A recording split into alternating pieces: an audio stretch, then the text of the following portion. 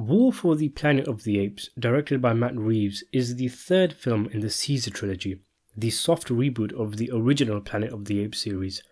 I really liked Rise of the Planet of the Apes. It surprised me by how well it was done. At first I was a little underwhelmed by Dawn of the Planet of the Apes. The motion capture special effects were vastly improved, but nothing in terms of the story seemed to have really changed over the course of the movie. Things were pretty much as they were at the start of the film. But I warmed up to it.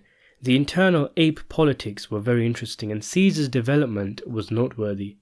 War for the Planet of the Apes, I think, was a satisfying conclusion and continuation to the series.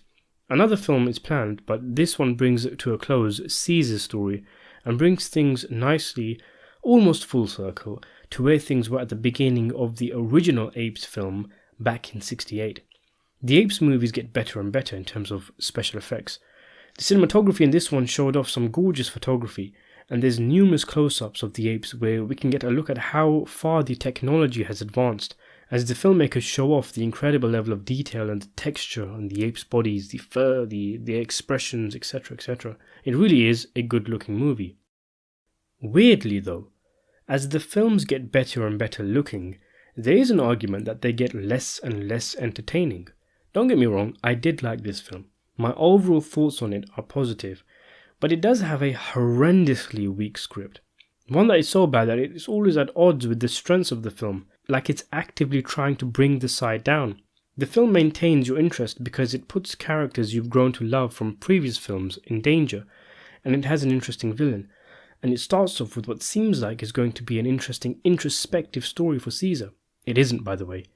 The reason being is that some of his family members are killed early on in an attack by humans, and he starts to become hateful and resentful, much like the villainous Cobra from the previous movie.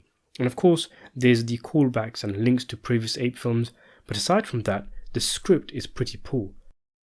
For one, for a movie called War for the Planet of the Apes, there sure isn't a lot of war scenes.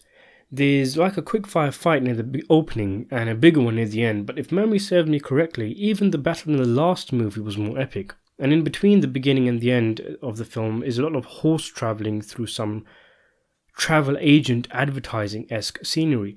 Maybe my expectations were affected by the name of the film, but it seems to be a conscious effort after Rise of the Planet of the Apes for Matt Reeves' two ape films to not be very epic. But sticking with the strange title, it seems a mismatch because a lot of the film concerns a mass ape escape attempt from a concentration camp set up by the humans where the apes are forced to build a wall, not a war for the Planet of the Apes. And then there are some very specific things that happen in the script that make you raise your eyebrows, not least because they start to happen in increasing frequency as the film goes on.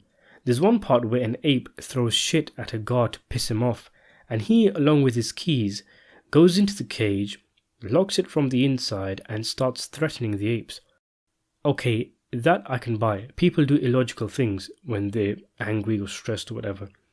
But he stands on top of a piece of land that an ape's hands come out from underneath, and they pull him underground. That was pushing it for me, because there's no way the apes, when they concocted this plan, would have known that the guy would stand right there where he ended up standing. And sticking with the guards, are they dumb or what? Because with all their patrols and their massive spotlights, they fail to notice a massive cage that's empty of the hundreds of apes that were in it after they escape. And then there's this little human girl that the apes find and take with them, which adds an interesting dynamic. But there's a bizarre scene where she cries intensely when an ape dies, an ape who she knew for seemingly a few hours and who just gave her a flower. That's the only thing we see that they did together. But when someone who appears to be her father dies, she hardly seems moved at all.